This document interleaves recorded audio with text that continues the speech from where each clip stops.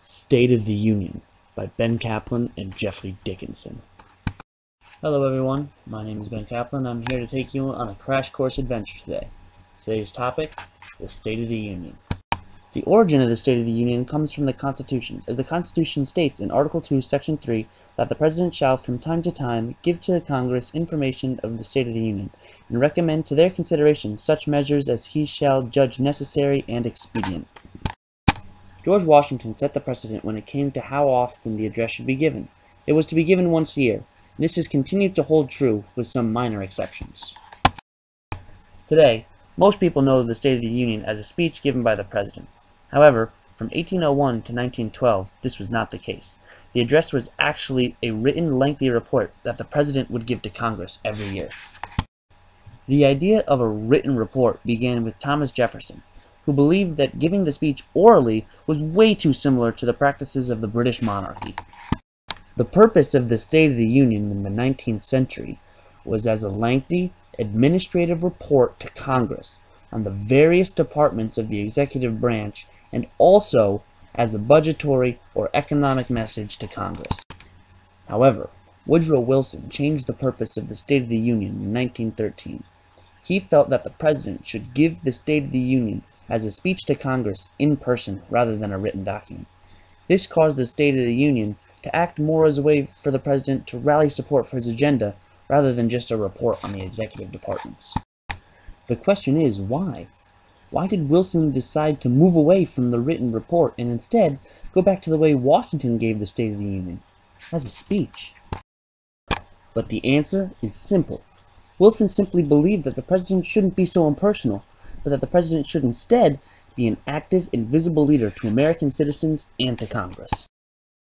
From that point on, all the way through United States history, and continuing on to modern day with President Barack Obama, the State of the Union address has pretty much always been given as a speech once a year.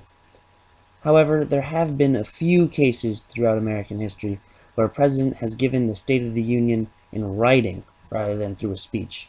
However, the practice of giving the State of the Union in writing has become very uncommon. Now, these changes aren't the only changes to have occurred throughout the State of the Union's history. The very name of the address has changed since its creation back in 1790. The State of the Union address was originally called the Annual Message back in 1790. The name of Annual Message was the name of this address all the way through American history until 1946.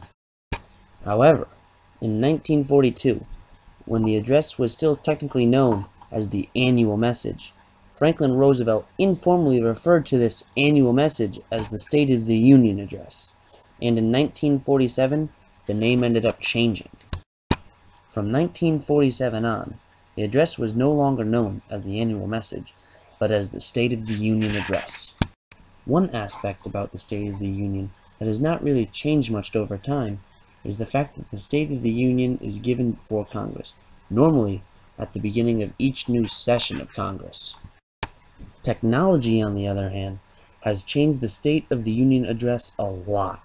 Technology has allowed the President to speak directly to the American public, and has allowed the American public to be well informed on the State of the Union.